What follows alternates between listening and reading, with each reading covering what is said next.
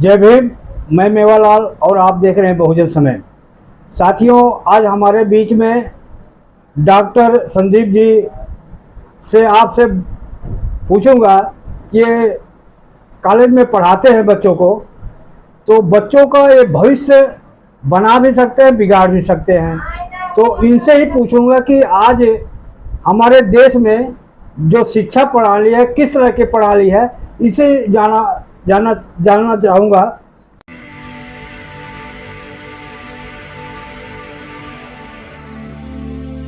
Sir, सबसे पहले आपको जय भीम सर।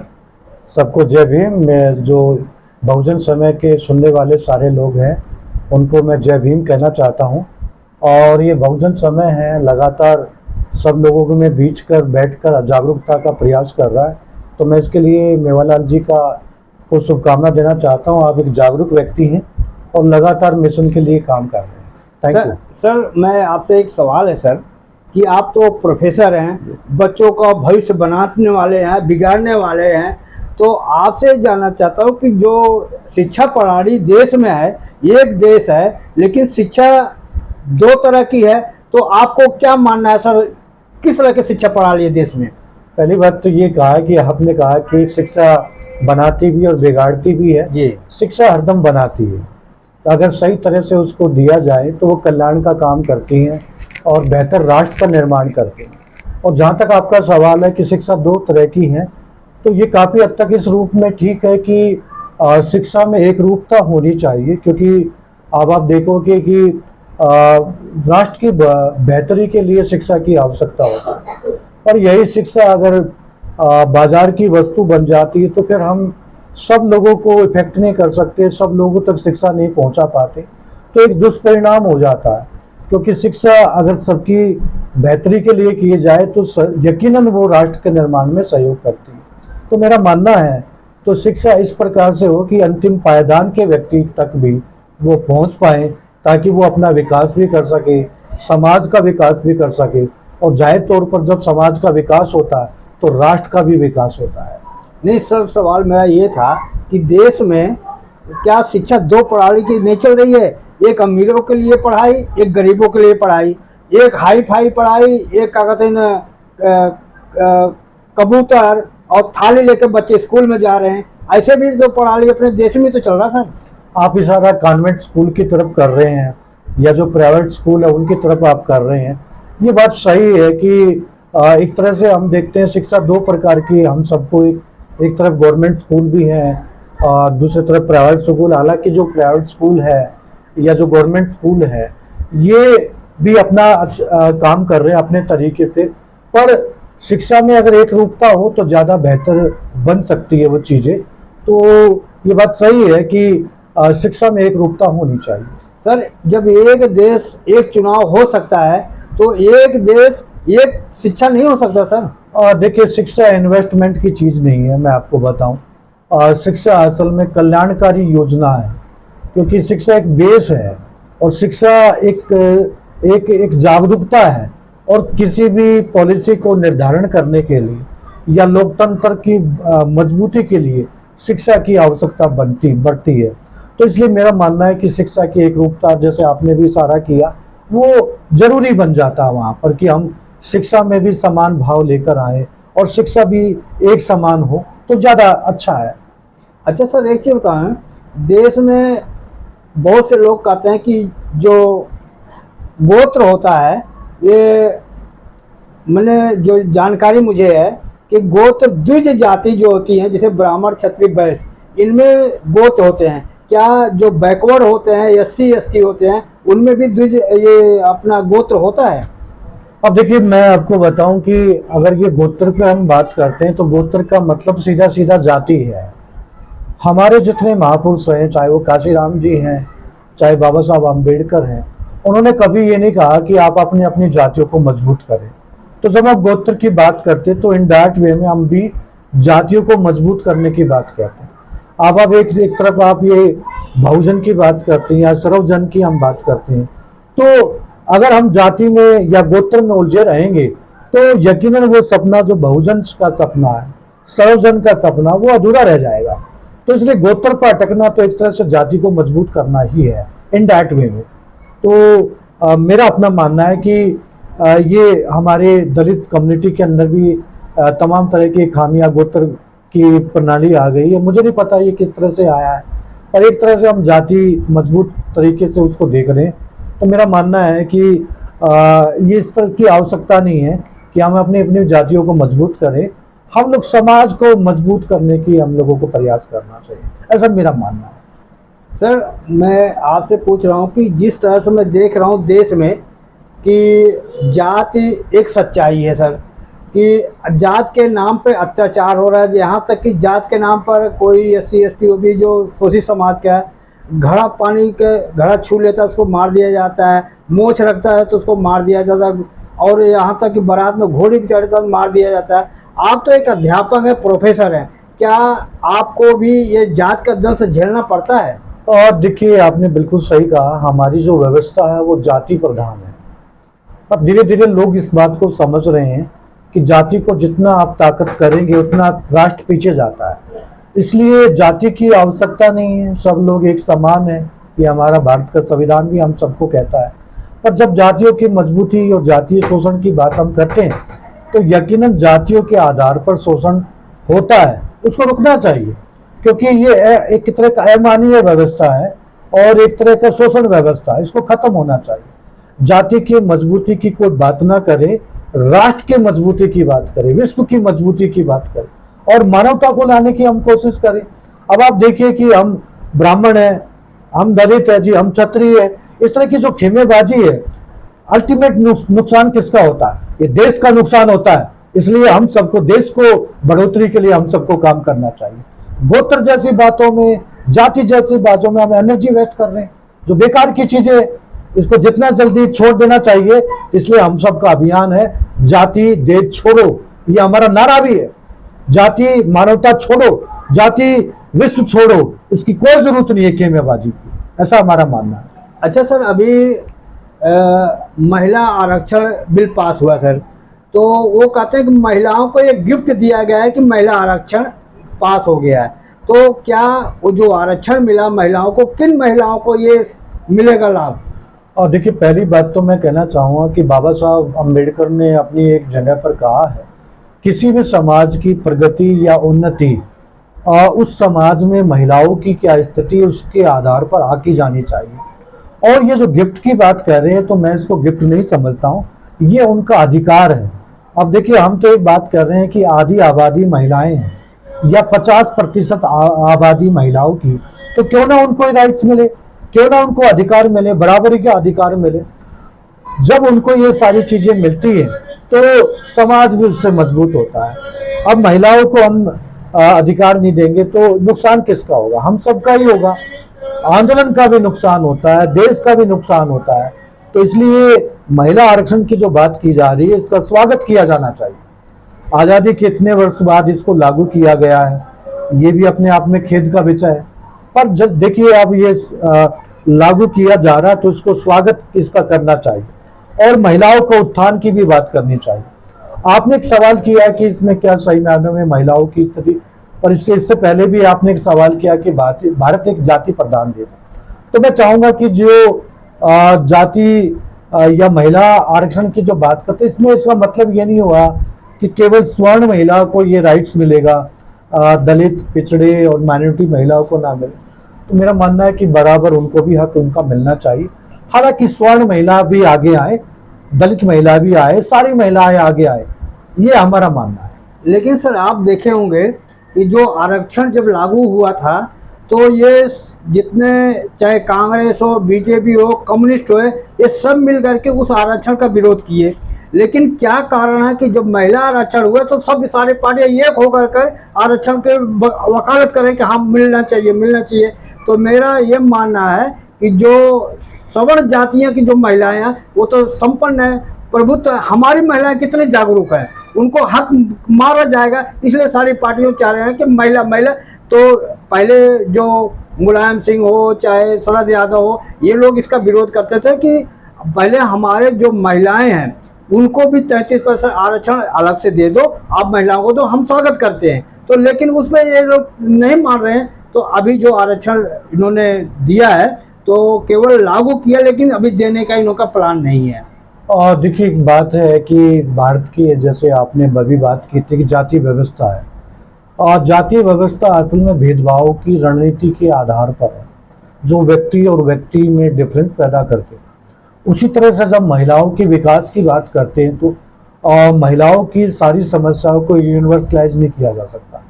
अब आप देखेंगे, स्वर्ण महिलाओं की अपनी अलग तरह की समस्याएं हैं, दलित महिलाओं की समस्या एक अलग तरह की समस्याएं हैं, पिछड़ी महिला है उसकी अलग तरह की समस्याएं हैं। तो जब महिला आरक्षण की बात की जा रही है तो जाहिर तौर पर सारी महिलाओं के विकास की बात की जानी चाहिए। उस पर ऐसा नहीं कहना चाहिए कि एक वर्ग विशेष की महिलाओं का ही उत्थान किया जाए।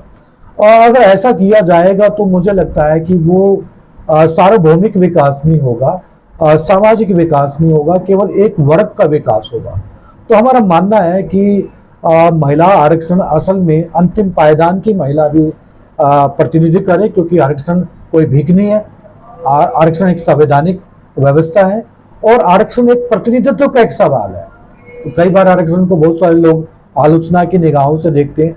आरक्षण के माध्यम से वो वर्ग आगे आता जिसको ये अवसर नहीं मिला है। अब आरक्षण, महिला आरक्षण की हम बात क्यों करें? महिला आरक्षण की हम इसलिए बात करें क्योंकि उनको वो राइट्स नहीं मिले हैं, तो उनको वो अधिकार के माध्यम से मुख्य धारा में हम चाहते हैं कि वो आए और प्रतिनिधित्व का सवाल उस पर आए।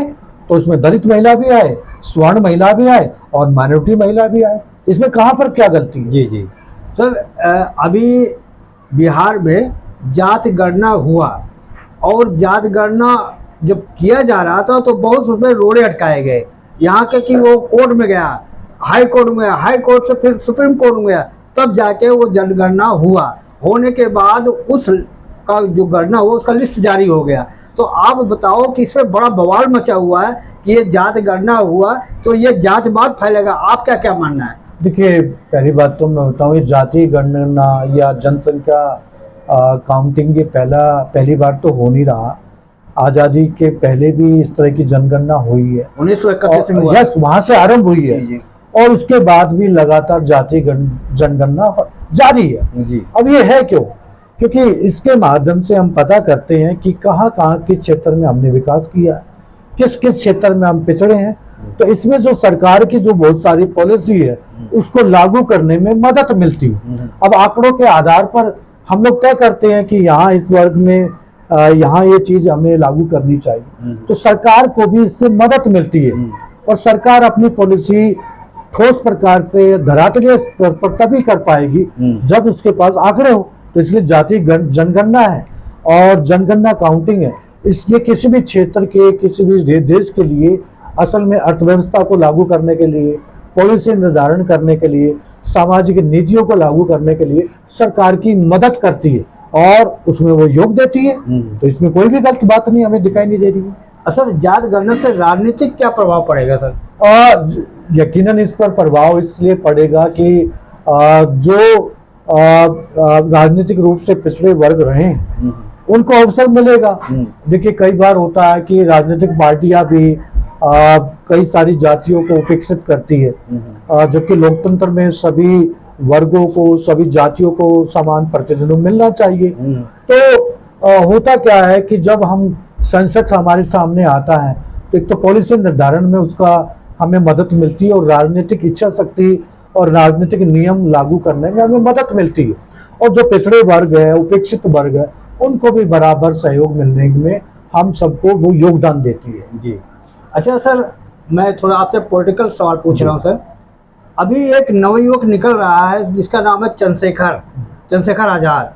तो आपको क्या लगता है कि भविष्य में वो बहुजन समाज के लिए एक नेता उभर सकता है सर? और देखिए, पहली बात तो मैं सामाजिक व्यक्ति हूँ, राजनीतिक जानकारी थोड़ी कम है, लेकिन आपने सवाल किया है तो जैसा मुझे समझ में आ रहा है कि हर पॉलिटिकल पार्टी का स्वागत किया जाना चाहिए, क्योंकि भारत में बहुदलीय व्यवस्था है। तो किसी भी को चुनाव लड़ने का हक है, अपनी पार्टी बनाने का हक है। आपने पार्टिकुलर एक दल की आपने बात की, अभी उसका आरंभ है तो उसको आगे आना चाहिए। और जो अंतिम पायदान की हम लगातार बात कर रहे हैं, दलित पिछड़ों की हम बात कर रहे हैं, महिलाओं की बात कर रहे हैं, उनके लिए हक की बात उनको करनी चाहिए। नहीं सर, लेकिन अभी थोड़ा दूर की कोड़ी, दूर की नजर है। नहीं, सवाल ये था सर कि जहाँ भी SC ST OBC के ऊपर अत्याचार होता है तो वो पहुँचता है, वो वहाँ उसकी लड़ाई लड़ता है, इसलिए कि भविष्य में क्या उसका आपको नजर दिख रहा है कि हाँ वो आगे आ सकता है। अब देखिए, मैं एक बात बताऊं कि कोई भी दल है, यदि वो जनता की भलाई करता है तो जनता उसको अपने सिर माथों पर उठाती है, और यकीनन होता रहा है। जी जी भारत की शासन प्रणाली में ऐसा हुआ। जी पार्टिकुलर एक दल के बारे में आपने बताया, जो अखबारों के माध्यम से, जो उनकी गतिविधियों के माध्यम से ये सब दिखाई हमें दे रहा है, तो ये भी एक बहुत अच्छा काम कर रहे हैं और लगातार उनको करना चाहिए। जी जी अब जब दलित राजनीति की आप बात करते हैं तो आप देखोगे उसमें बहुजन समाज पार्टी का बहुत ज्यादा योगदान रहा जी। है। आदरणीय बहन मायावती काफी मजबूती से अपना काम कर रही है। तो मुझे ऐसा लगता है कि जब देश में इस तरह की हलचल चल रही है तो एक मंच पर अगर वो सारे लोग आए, इकट्ठे होकर लड़े, बात करें, तो ज्यादा मजबूती के अपनी कार्यकारिणी अपने काम कर पाएंगे वो। तो मेरा मानना है कि इसमें कोई अलगाव की बात नहीं होनी चाहिए, सब मिलजुल कर बात करें और कल्याण की बात करें, आगे देश बढ़े, समाज आगे बढ़े, इसमें कहा खराब बात हो। जी जी, मेरा सवाल भी इसी पर, अगला सवाल था, क्या चंद्रशेखर जो आज़ाद समाज से पार्टी बनाई है और बहन मायावती की जो बहुजन समाज पार्टी है, अगर दोनों चुनाव मिलकर लड़ते हैं तो आप समझ लो कि बहुजनों का बल्ले बल्ले होगा और समाज को इससे फायदा पहुंचेगा। अब देखिए, गठबंधन की राजनीति आज की समय की मांग है जी। राष्ट्रीय राजनीति में भी आप देखेंगे गठबंधन राजनीति चल रही है जी। जहां तक अन्य पिछड़ा वर्ग और दलित संगठनों की बात, आप और में ये बिछड़े रहते हैं जी। आज समय की मांग ये रखती है कि सारे दलों को इकट्ठा होकर अपनी बात करनी चाहिए। एक दल कहता है मैं भी काम कर रहा हूँ, दूसरा दल ये भी कहा मैं भी काम कर रहा हूँ, तो क्यों नहीं आप आगे बढ़कर इकट्ठे मिलकर काम करें। तो ये आपने भी कहा ये बात, और हमारा भी ऐसा मानना है, सारे दल मजबूती से अपना काम कर रहे हैं, जनता की भलाई के लिए वो काम कर रहे हैं, तो सब लोग इकट्ठा होकर भी काम करें। इसमें अगर वो इकट्ठा होकर काम करते हैं तो इससे समाज को बहुत ज़्यादा फायदा पहुंचेगा। सर, मैं आपसे लास्ट सवाल पूछ रहा हूं सर, कि क्या लगता है कि आने वाले दिन में ये जो राजनीति है, ये बहुजनों का समय आने वाला है? और यकीनन वो आ रहा है और आगे ज़रूर आएगा, ऐसा मेरा मानना है। और देखिए, बहुत सारे लोग जागरूक हो रहे हैं, धार्मिक जो कर्मकांड अंधविश्वासों का भी लगातार मुहिम चल रही है, समाज शिक्षित बन रहा है, आगे बढ़ रहा है, अवेयर हो रहा है, भारतीय संविधान के अंतर्गत काम कर रहे हैं लोग, न्याय की बात कर रहे हैं, समानता की बात कर रहे हैं, शिक्षा सब तक पहुंची है, सरकार अच्छा काम कर रही है, सरकारें आ रही है, अपना काम बहुत अच्छी मजबूती के साथ कर रही, तो समाज जागरूक होता जा रहा है। और बिल्कुल सही मायने में मैं समझता हूँ कि मैं कोई नकारात्मक व्यक्ति नहीं हूँ, मैं सकारात्मक दृष्टि से मैं देख रहा हूँ। आप जो टीवी चैनल से आप जैसे लोग मजबूती के साथ काम कर रहे हैं, और भी बहुत सारे चैनल हैं वो लोगों को अवेयर कर रहे हैं, जागरूक कर रहे हैं, संगठन कर रहे हैं, सामाजिक संगठन बड़ा योगदान कर रहे हैं, तो यकीनन आप देखेंगे सारे लोग ये काम कर रहे हैं, तो इसका समय लगता है, समय आएगा और मजबूती के साथ लोकतंत्र को मजबूत करने की बात जरूर आएगी, ऐसा मेरा मानना है। सर, आपसे बातें करके हमको बहुत अच्छा लगा। लास्ट में आपसे ये बात करूँगा बहुजन समय के बारे में जो शब्द कहें सर। बहुजन समय मैं लगातार आप देख रहा हूँ आपके सारे चैनल के इंटरव्यू, काफ़ी सारे कार्यक्रम, कहीं पर हम नहीं पहुँचते हैं तो वो भी आप इसके माध्यम से, चैनल के माध्यम से वो सारी सूचनाएं हमें देते हैं। आपके बहुत सारे लोग इससे जुड़े हुए हैं और घर बैठे आप ये मुहिम, हम सबको सूचनाएं मिलती है। आज का युग सूचनाओं का युग है जी। और आप देखिए कई बार मुख्य धारा के जो चैनल हैं, कई बार वो स्थानीय समाचारों को वो देते नहीं है जी। आप स्थानीय समाचारों को, जो संगठन काम कर रहे हैं उनके समाचारों को, महापुरुषों का जो जन्मदिन है, सम्मेलन है, उनके शिविर है, उसकी भी जानकारी वो आपके माध्यम से कहते हैं। तो मैं बहुजन जो समय चैनल है उसको शुभकामना देता हूँ। आपका जन जागरण में एक बड़ा योगदान है और आप यकीनन ये आगे भी आप ये काम करते रहेंगे, तो मेरा शुभकामना। और मेरे देखने वाले जो मुझे भी सुन पा रहे हैं या बहुजन समय के जो लोग देख रहे हैं, उनको भी मैं आह्वान करता हूं कि आपके संपर्क में जितने भी लोग हैं प्लीज़ उसको ज़रूर ज्वाइन करें और उसको सब्सक्राइब करें, अधिक से अधिक लोग, ताकि देखने वालों की सूचना मिले। क्योंकि जितने ज़्यादा सब्सक्राइब होंगे इनका भी साहस बढ़ेगा, हमें सूचनाएं अच्छी मिलेगी। आज हमें वो सूचनाएं नहीं मिलती जिसके लिए हमें तलाश है। और ये जो चैनल है ये बड़े मुख्य धारा और लोकतंत्र को मजबूत करने का काम कर रहे हैं। तो मैं आपको शुभकामना देना चाहता हूँ आपकी मुहिम के लिए। आप आगे इस तरह से बढ़ते रहें और हम सबका मार्गदर्शन करते रहें। धन्यवाद। धन्यवाद सर, आपने हमारे सवालों का जवाब दिया और आपसे बात करके मैं बहुत अच्छा लगा। मुझे भी तो पता चला सर आपका जी धन्यवाद सर। ये थे डॉक्टर संदीप जी। आप इनके विचारों से आप कितना सहमत हैं और हमारा प्रयास आपको कैसा लगा? यदि हमारा प्रयास आपको अच्छा लगे तो हमारे चैनल को सब्सक्राइब करें, लाइक करें, कमेंट करें। और आपका सहयोग, आपका प्रेम हमारे लिए बहुत ज़रूरी है। और ये चैनल को ज़्यादा से ज़्यादा लोगों को शेयर करें और इस चैनल को ज्वाइन भी करें। आपसे यही मेरा उम्मीद है। जय भीम, जय भारत, बहुजन समाज, दिल्ली।